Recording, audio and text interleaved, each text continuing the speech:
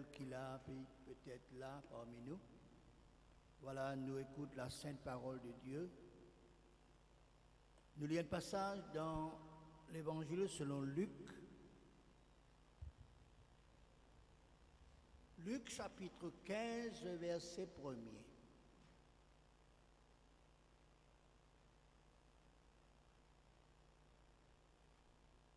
L'Évangile selon Luc, chapitre 15, le verset 1er. Tous les publicains et les gens de mauvaise vie s'approchaient de Jésus pour l'entendre. Et les pharisiens et les scribes murmuraient, disant, cet homme accueille des gens de mauvaise vie et mange avec eux. Mais il leur dit cette parabole, quel homme d'entre vous, s'il a 100 brebis et qu'il en perde une, ne laisse les 99 autres dans le désert pour aller après celle qui est perdue jusqu'à ce qu'il la retrouve. Lorsqu'il l'a retrouvée, il la met avec joie sur ses épaules et de retour à la maison, il appelle ses amis et ses voisins et leur dit, réjouissez-vous avec moi car j'ai retrouvé ma brebis qui était perdue. De même, je vous le dis, il y aura plus de joie dans le ciel pour un seul pécheur qui se répand que pour 99 justes qui n'ont pas besoin de repentance. Auquel femme, s'il elle a 10 drachmes et qu'elle en perd une, n'allume une lampe de balai la maison et ne cherche avec soin jusqu'à ce qu'elle la retrouve. Lorsqu'elle l'a retrouvée, elle appelle ses amis et ses voisines et dit, réjouissez-vous avec moi, car j'ai retrouvé la drachme que j'avais perdue. De même, je vous le dis, il y a de la joie devant les anges de Dieu pour un seul pécheur qui se repent. Il dit encore, un homme avait 2 fils. Le plus jeune dit à son père, mon père, donne-moi la part de bien qui doit me revenir. Et le père leur partagea son bien. Peu de jours après, le plus jeune fils, ayant tout ramassé, partit pour un pays éloigné, où il dissipa son bien en vivant dans la débauche. Lorsqu'il eut tout dépensé, une grande famine survint dans le pays. Il commença à se trouver dans le besoin. Il alla se mettre au service d'un des habitants du pays, qu'il envoya dans ses champs pour garder les pourceaux. Il aurait bien voulu se rassasier des carouges que mangeaient les pourceaux, mais personne ne lui en donnait. Étant rentré en lui-même, il se dit, combien de mercenaires chez mon père ont du pain en abondance, et moi ici je meurs de faim. Je me lèverai, j'irai vers mon père, et je lui dirai, mon père, j'ai péché contre le ciel et contre toi, je ne suis plus digne d'être appelé ton fils. Traite-moi comme l'un de tes mercenaires. Et il se leva et alla vers son père. Comme il était encore loin, son père le vit et fut ému de compassion. Il courut se jeter à son cou et le baisa. Le fils lui dit, mon père, j'ai péché contre le ciel et contre toi, je ne suis plus digne d'être appelé ton fils. Mais le père dit à ses serviteurs, rapportez vite la plus belle robe et l'enrevêtez. Mettez-lui un anneau au doigt et des souliers aux pieds, amenez le veau gras et tuez-le, mangeons et réjouissons-nous, car mon fils que voici était mort et il est revenu à la vie. Il était perdu et il est retrouvé. Et se commençait à se réjouir. Oh, le fils aîné était dans les champs. Lorsqu'il revint et approcha de la maison, il entendit leur musique et les danses. Il appela un des serviteurs et lui demanda ce que c'était. Le serviteur lui dit, ton frère est de retour et parce qu'il l'a retrouvé en bonne santé, ton père a tué le veau gras. Il se mit en colère et ne voulut pas rentrer. Son père sortit et le pria d'entrer, mais elle répondit à son père, voici, il y a tant d'années que je te sers sans avoir jamais transgressé tes ordres, et jamais tu ne m'as donné un chevreau pour que je me réjouisse avec mes amis. Et quand ton fils est arrivé, celui qui a mangé ton bien avec des prostituées, c'est pour lui que tu as tué le veau gras. Mon enfant, lui dit le père, tu es toujours avec moi, et tout ce que j'ai est à toi. Mais il fallait bien s'égayer et se réjouir, parce que ton frère que voici était mort, et il est revenu à la vie, parce qu'il était perdu et qu'il est retrouvé. Amen. Amen. Voilà, frères et sœurs, chers amis, nous avons besoin de lire tout le long de ce passage pour qu'il nous comprenne cet après-midi la pensée de Dieu du jour. Avant de nous rendre dans le sujet du jour, dans ce passage, écoute et tirons leçon de ce que Jésus est, de ce que Jésus fait. Autant que Jésus est sur la terre des hommes, il est là pour faire le bon travail que Dieu son Père fin de lui. Et la Bible dit à nous dans plusieurs passages, y compris dans ce passage du jour, que beaucoup de personnes de toutes catégories sociales viennent vers Jésus pour entendre Jésus. Jésus t'y prêche la bonne nouvelle. Jésus t'y enseigne beaucoup de fois dans des différentes occasions et lieux, dans le désert, sur la mer, loin de bateau, sur une montagne, sur un lieu public, dans les maisons, dans le temple ou dans les synagogues. Et de ce fait, beaucoup de personnes qui viennent vers lui pour écouter lui. Parce que Jésus, tu parles avec assurance. Jésus, tu parles avec autorité. Jésus, tu parles avec sérieux. Jésus, tu parles avec vérité. Jésus, tu parles avec amour.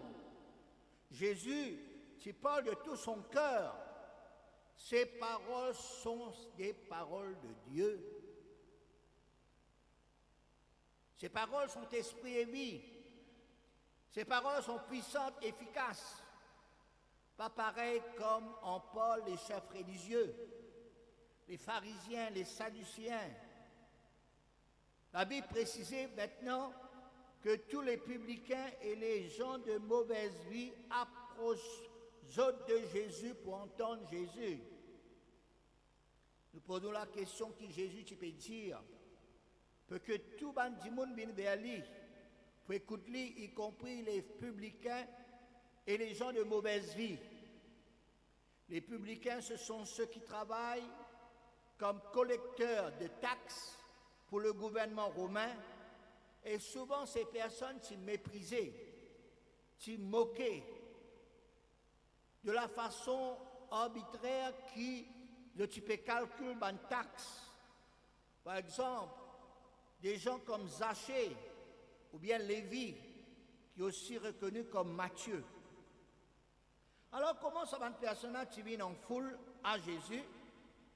Parce que Jésus, tu peux dire toutes choses avec vérité, dans l'amour, dans la douceur. Jésus te donne ça va une personne qui tu peux écouter là, une occasion pour capable refaire la vie, redresser la vie, sans autre manière de vie. Jésus te donne une parole encourageante, une parole d'espérance, une parole d'espoir. Voilà comment nous, les serviteurs de Dieu, nous besoin annoncer la bonne nouvelle, la parole de Dieu, dire la vérité dans l'amour et dans la douceur. Donne chacun, comment nous dire dans l'expression créole, ce sens. pour faire le bon choix. Pas dire une petite chose fausse. Bon Dieu pour bénir toi, bon Dieu pour bénir toi, même te vivre dans le péché, bon Dieu pour continuer bénir toi. Non!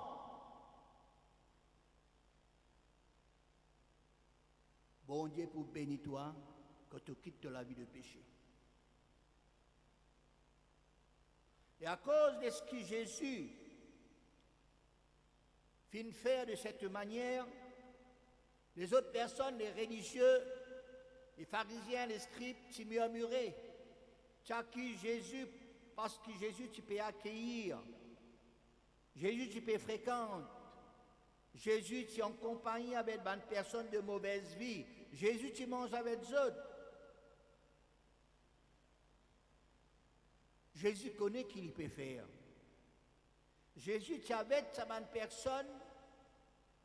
Je suis assis avec eux, non pas pour que ces mauvaises personnes influencent Jésus, ou bien l'esprit convaincu, non, plutôt Jésus qui te peut influencer. Jésus qui te peut convaincre. Jésus qui te peut parler d'une nouvelle vie, d'une vie sans péché, d'une vie heureuse. En d'autres mots, frères et sœurs, Jésus tu peux montrer à cette personne-là l'état d'âme, d'autres situations, d'autres positions, pour aider d'autres, pour changer d'autres situations. C'est par là que Jésus lui raconte 3 histoires différentes. La 100e est un berger qui a 100 brebis et une brebis fin perdue, fin égarée. Deuxième, il y a une madame qui a perdu, il tient 10 trappes, c'est de l'argent, des pièces d'argent, et il a perdu une. Et troisième, l'histoire qu'il vient raconter, c'est le fils prodigue qui quitte la maison paternelle. Ces 3 histoires différentes, mais qui ont le même sens, la même et seul résultat. Comment nous dire, la haine parmi les 100 brebis fin égarée, fin perdue. Une pièce d'argent fin perdue. Le fils qui fin délaisse sa maison, il fin perdu. La même pensée, c'est la perdition, l'égarement, le délaissement. Alors nous regardons, frères et sœurs, ces 3 histoires pour nous capables. Bien, leçon.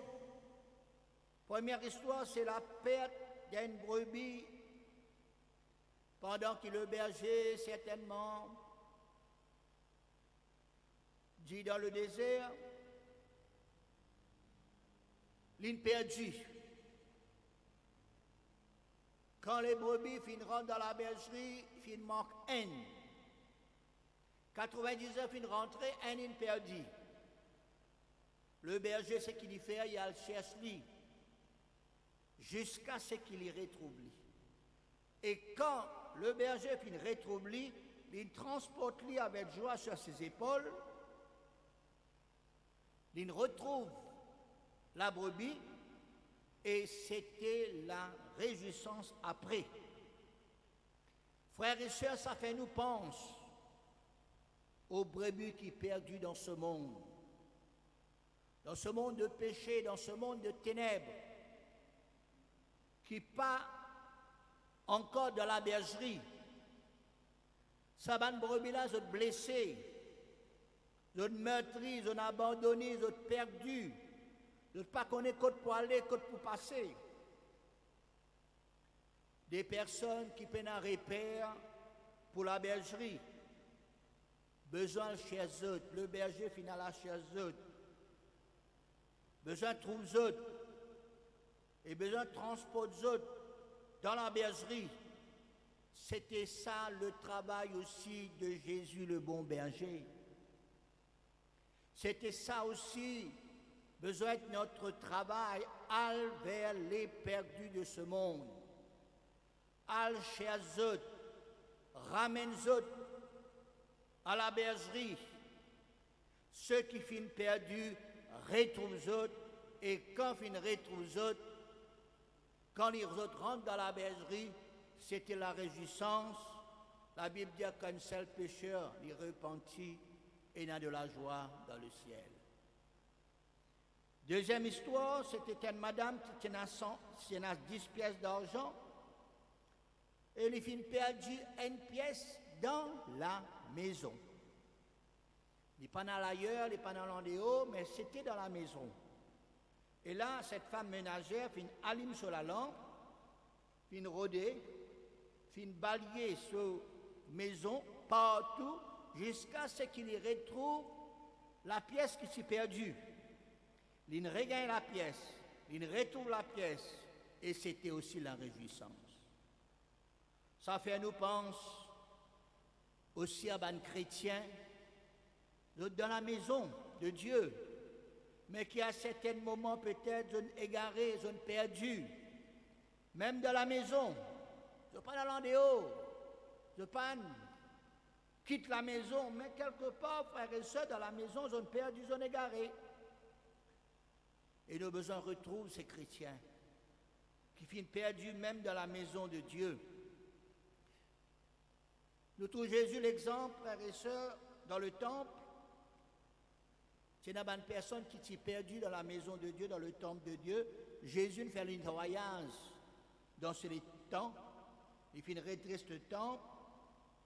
Nous aussi, frères et sœurs, nos besoins recherchent les perdus même dans l'église, dans la maison de Dieu, jusqu'à ce qu'on retrouve autres et nous qu'on réjouit nous ensemble. Amen.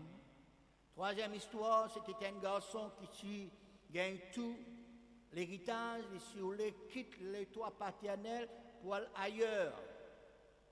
Avec ce qu'il tient comme héritage de son père, il est allé pour vivre ailleurs dans la débauche, dans la perdition.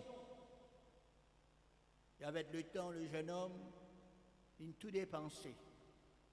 Il finit dans un état malheureux. Il réfléchit.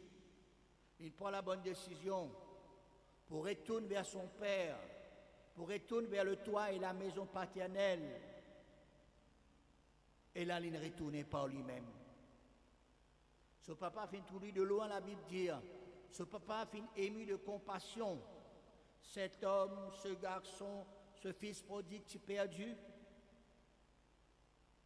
Et il retourné, finit une retrouvaille, et de la part du père, il recevoir ce garçon avec joie, peut-être aussi avec l'homme de joie.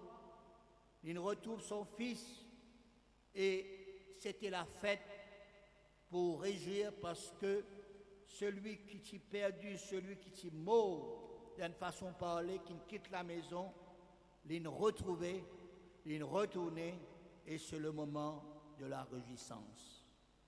Je trouve ces trois histoires pareilles dans le sens perdu, retrouvailles et réjouissance. Mais il est différent. Explique-moi. La première histoire, il représente, nous finissons dire, le monde perdu, les âmes perdues, et nous trouvons Jésus en action, le bon berger. Et nous aussi, nous avons besoin, comme Jésus, aller vers les perdus, aller chercher les perdus, jusqu'à ce que retrouve dans la maison, dans la bergerie.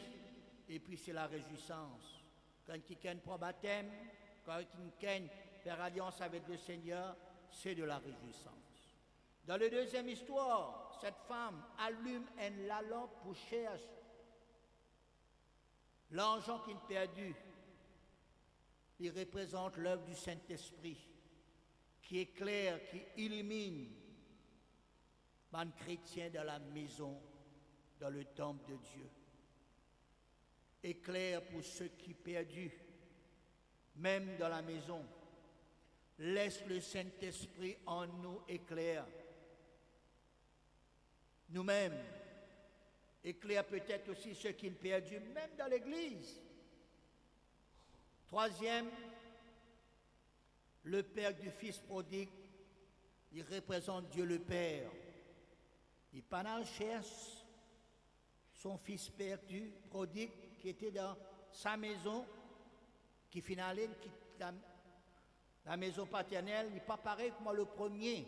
Le premier, le berger, ça le chercher, tandis que ça n'a là le père, pas dans la chercher. L'in attend à ce que ce fils de revenir à la maison. Parce que le père connaît en dehors de la maison, de sa maison, loin de sa maison, pénant rien qui est bon.